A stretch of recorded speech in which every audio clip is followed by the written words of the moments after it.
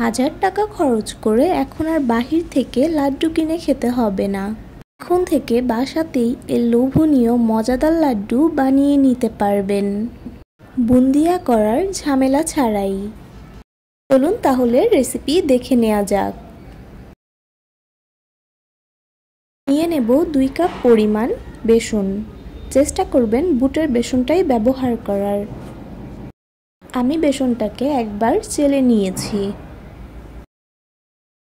এখন এতে দিয়ে দেব পানি। অল্প অল্প করে পানি দিয়ে মিশিয়ে নেব যাতে খুব বেশি লিকুইড না হয়ে যায়। কখনোই একবারে পানি দিবেন না, কারণ একবারে পানি দিলে দেখা যায় অনেক সময় বেশিও হয়ে যেতে পারে। এতে করে লাড্ডুটা ঠিকভাবে বানানো যাবে না।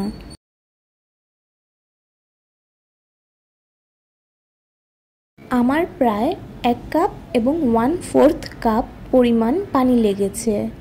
অনেকটা সময় নিয়ে পানির সাথে বেসনটা মিশিয়ে নেবেন, তাহলে লাড্ডুটাও খুব ভালো হবে। ভিডিওতে দেখে বুঝতেই পারছেন কতটা লিকুইডই হবে। আমি যেহেতু 2 ভাবে মতিচুর লাড্ডু বানানো দেখাবো, তাই আমি 2 ভাগে ভাগ করে নিয়েছি এবং পছন্দ মতো কালার দিয়ে নিচ্ছি। আমি এখানে ইয়েলো ফুড কালার ব্যবহার করছি। পরিমাণটা এখানে বলার কিছু নেই, আপনাদেরকে বুঝেই দিতে হবে। অল্প করে দিয়ে দেখবেন, তারপর প্রয়োজন হলে আবার আরেকটু দিয়ে নেবেন। এখন আমি অরেঞ্জ ফুড কালার দিয়ে দিচ্ছি পরিমাণ মতো। আপনারা চাইলে গ্রিন, পিঙ্ক যে কোনো পছন্দ মতো কালার ব্যবহার করতে পারেন, আবার চাইলে কালার নাও ব্যবহার করতে পারেন।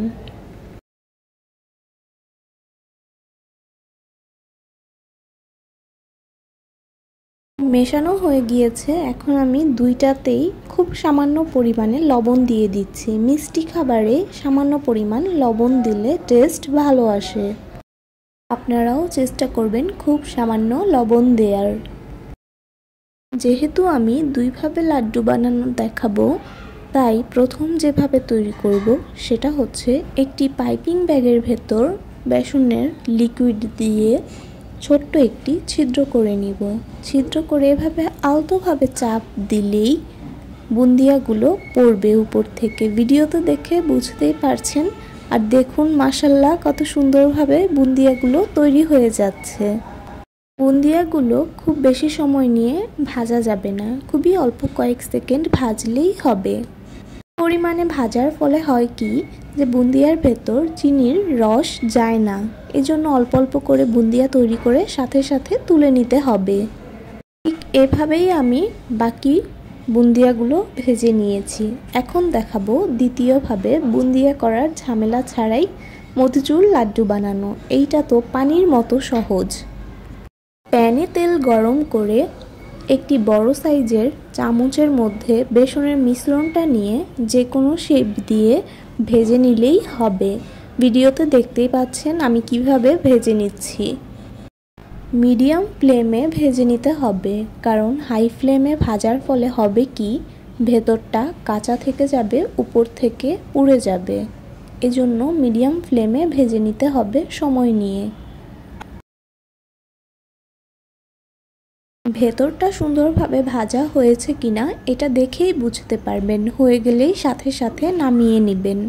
নামিয়ে কিছুক্ষণ ঠান্ডা করে নিয়ে ছোট ছোট পিস করে নিয়ে ব্লেন্ডার জারে দিয়ে এটাকে গুঁড়ো করে নিব। কোনো রকমের পানি বা কোনো কিছুই কিন্তু ব্যবহার করা যাবে না। এই তো দেখতে পাচ্ছেন কত সুন্দর গুঁড়ো হয়ে গিয়েছে। এখন একটি প্যানে দিয়ে দিব প্রায় 1 কাপ পরিমাণ চিনি। চিনির সাথে দিয়ে দেব প্রায় 1 কাপ পরিমাণ পানি। দিয়ে দেব খুব সামান্য পরিমাণ লবণ। আপনারা চাইলে এখানে এলাচ গুঁড়ো ব্যবহার করতে পারেন, কিন্তু আমি দিচ্ছি না। পানির সাথে চিনিটা খুব ভালোভাবে মিশিয়ে নিতে হবে। মিশিয়ে নেওয়া হয়ে গেলে অপেক্ষা করতে হবে বলক আসা পর্যন্ত। তখন বলক চলে আসবে, চিনির যেই শিরাটা তৈরি করা হয়েছে সেটা অর্ধেক হয়ে যাবে পরিমাণে, এবং 2 হাতের মাঝে নিলে এইটা যদি আঠালো মনে হয় তখন ভাজা বেসন গুঁড়োটা দিয়ে দেব।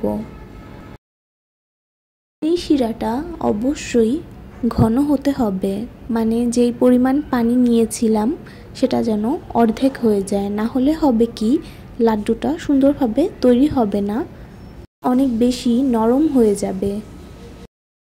এখন চিনি শিরার সাথে ভাজা বেসনের গুঁড়াগুলো খুব সুন্দরভাবে মিশিয়ে নেব।